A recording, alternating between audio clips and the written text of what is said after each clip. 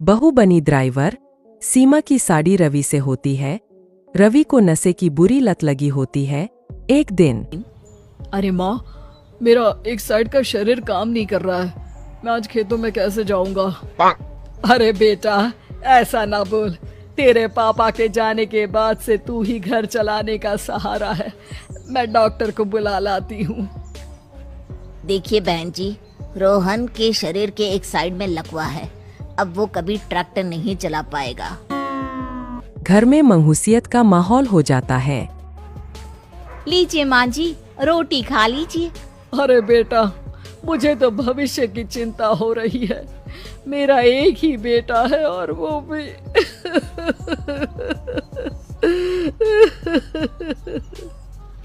माँ जी, आप चिंता न करें। जब तक ये बीमार है मैं खेत जाकर काम कर लिया करूँगी। वैसे भी नशे के कारण इनका शरीर काफी कमजोर हो गया है। अगले दिन सीमा खेत में जाकर काम कर शाम को घर लौटती है।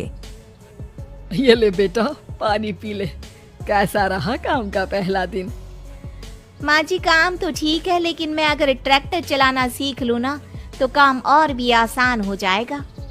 अरे बेटा, दुनिया क्या कहेगी कि औरत होकर ट्रैक्टर चला रही है। माँ जी, या तो हम दुनिया देख ले या अपना घर, कोई बात नहीं। जब ये ठीक हो जाएंगे तो सब ठीक हो जाएगा।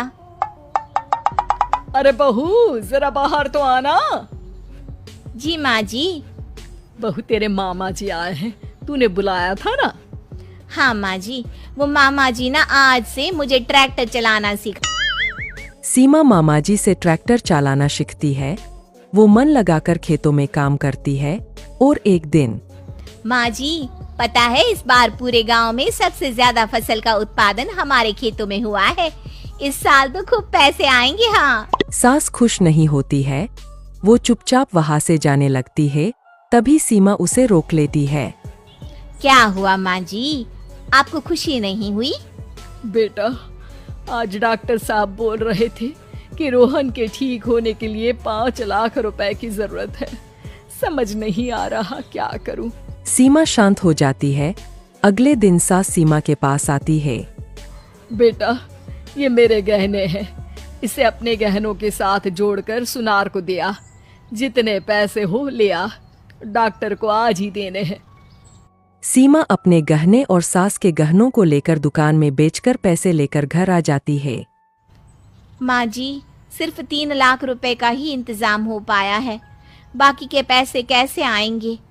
बेटा, अब तो एक ही चारा है, हमें जमीन भी बेचनी पड़ेगी।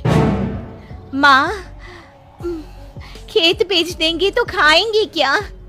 अरे बेटा, कोई दूसरा चारा भी तो नहीं है। रोहन ठीक हो जाए तो वो मेहनत करके इससे भी बड़ी जमीन ले लेगा। सास बहू मिलकर खेत भी बेच देते हैं। अब पूरे पैसे लेकर सास डॉक्टर के पास जाती है। डॉक्टर साहब, ये लीजिए सारे पैसे। बस किसी तरह मेरे बेटे को ठीक कर दीजिए। आपका बेटा ठीक तो हो जाएगा, लेकिन 6 महीने का समय लगेगा।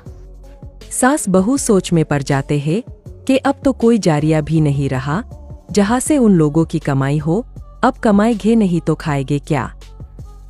माँ जी, मेरे माता पिता ने लड़की होने के कारण मुझे ज्यादा पढ़ाया लिखाया नहीं, लेकिन ट्रैक्टर चलाना सीखकर मैं कुछ काम करने के लायक तो हो ही गई हूँ।